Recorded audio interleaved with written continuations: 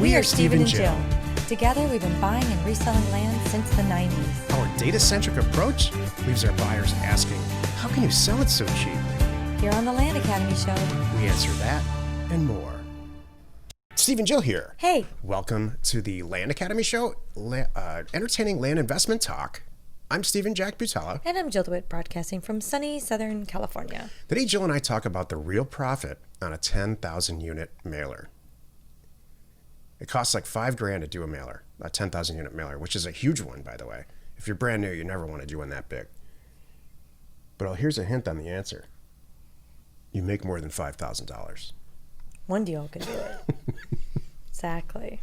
Before we get into it, let's take a question posted by one of our members on the landacademy.com online, landinvestors.com online community. It's free.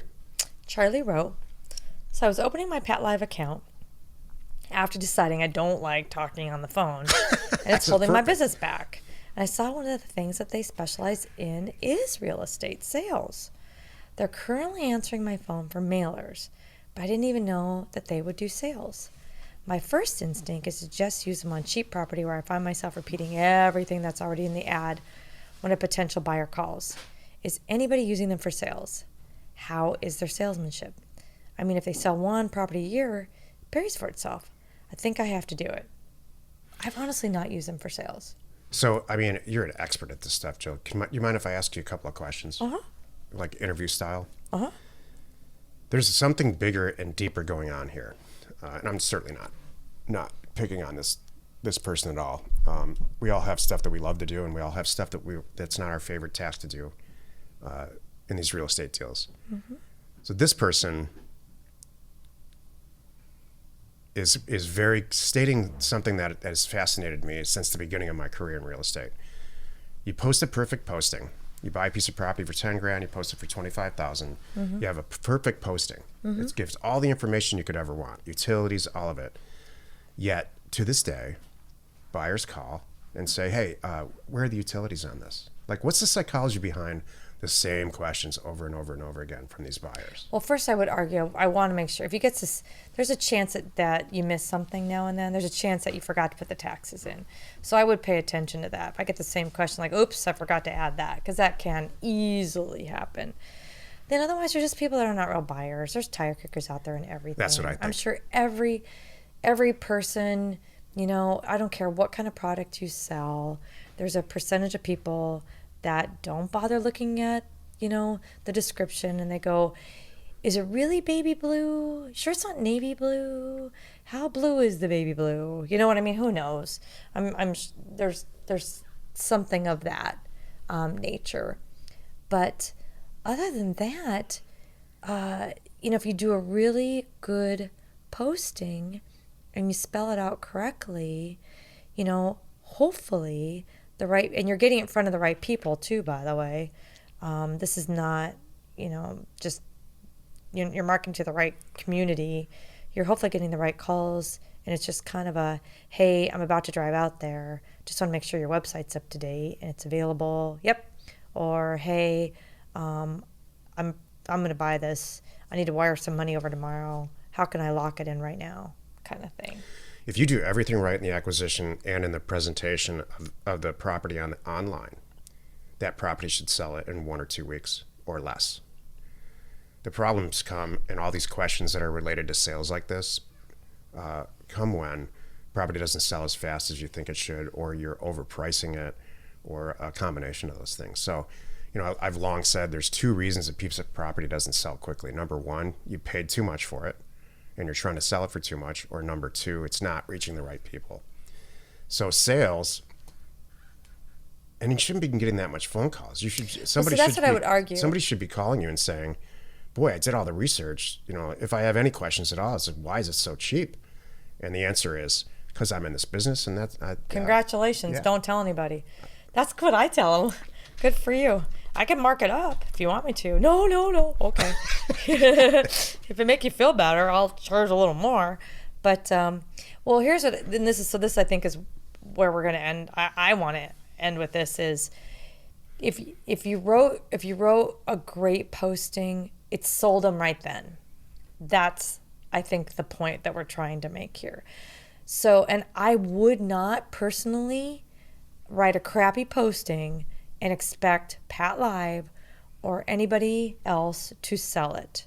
I want the people to already fall in love with it, with the photos and the video and the dreamy description and how well I conveyed it online. So there's no selling, you know?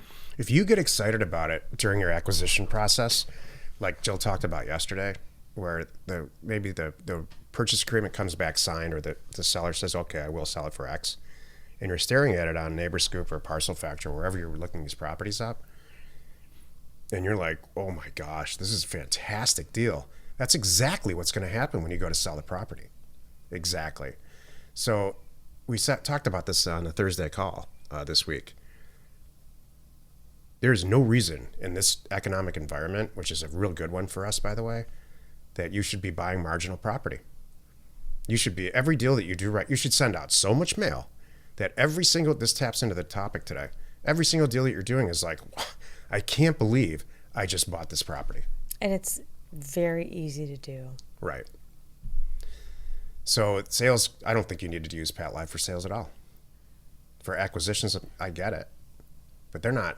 Acquisitions is just, on acquisitions, PATLive is collecting information and thanking everybody. Well, and you know why? Because here's the reality too. What is PATLive doing on the sales end? They're looking it up on your website and just reading off the information. Yeah, they can't. That's all they're doing. They can't sell anything. So, yeah, cool. Those people chose that job because they want to work in a call center. Think about that for a second. True. They don't know about the property. They don't know the area. Who wakes up in the morning and says, I'm going to work in a call center? It's a job. People have enjoyed that job. They're not listening to this show, I'll tell you that. I mean, I know. Listen. All right, let's not pick on that, please.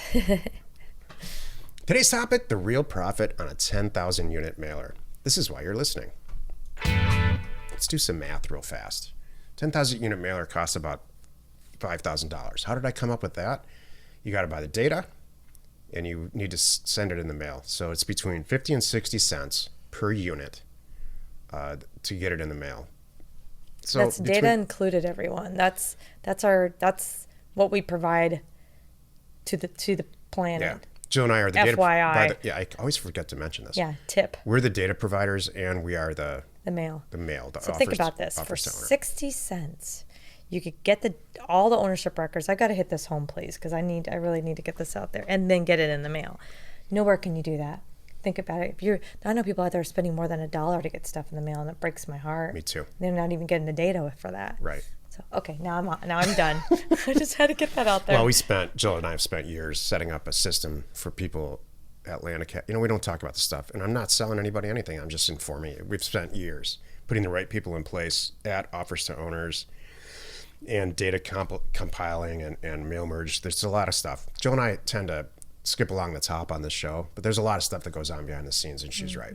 It's actually truly amazing to think about getting an offer in the mail for less than 60 cents or about 60 cents. And then when it comes back, logging on to Parcel Factor, NeighborScoop, which are our companies also, which you get with the subscription, and making a decision. It's member pricing. There's different pricing levels, but yeah. That's how much I know. It's okay. And I'll help you. Immediately pulling it up on your screen and saying, yeah, I do want to buy the property. Like, that's come so far along from when I started this in the 90s that I can't describe it. So it's really a big deal. Anyway, so it costs $5,000 to $6,000 to get a 10,000 unit mailer in the mail. Historically, it depends on what you're shooting for, between 300 and 3,000 offers. For every 300 to 3,000 mailers you send out, you're going to get a signed offer.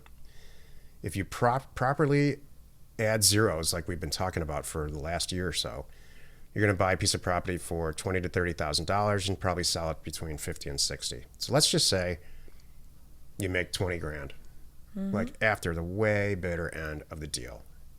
That's after potentially hiring a real estate agent on the sell side and all kinds of other stuff.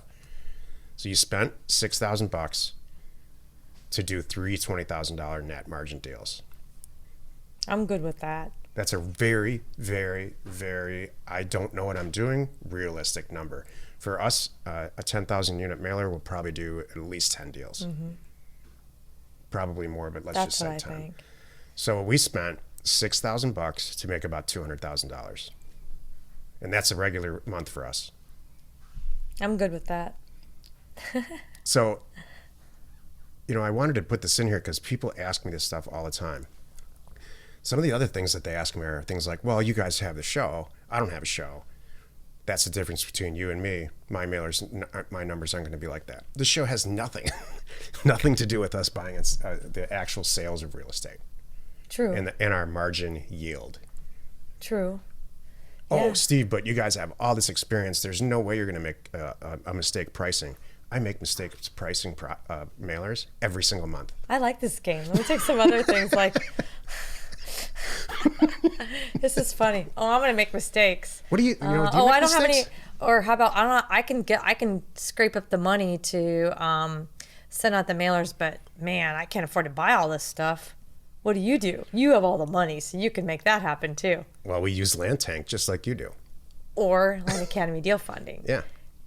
There are people in our group that are just dying to give us money, and not just us included. everybody in the group. Yeah. No good deal should ever go to waste because of money. Mm-hmm. So my point is, the numbers work, they're real. Just go on Land Investors and check it out. If you don't believe us, then cool. There's a job in a call center for you. You're such a stinker. What a stinker. Happy you could join us today. 5 days a week, you can find us here on the Land Academy Show. Tomorrow, the episode on the Land Academy Show is called, Do Sellers Really Know the Value of Their Land? You are not alone in your real estate ambition. There are some places on this planet, or in this country, I should say, where people adore their real estate. They know everything about it, and they treat it like their children.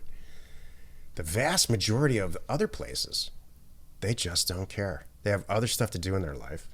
They're not obsessed with their land or their house or the value of it.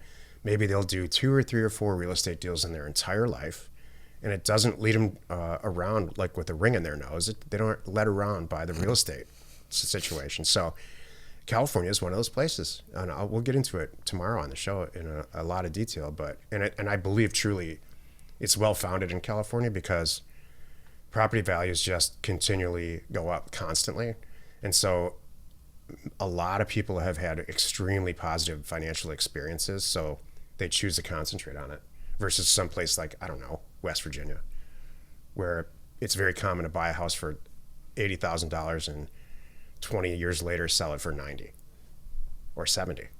Thank you. The Land Academy Show remains commercial free for you, our loyal listener. So wherever you're watching, wherever you're listening, please subscribe and rate us there. We're Steven Jill. Information and inspiration to buy undervalued property.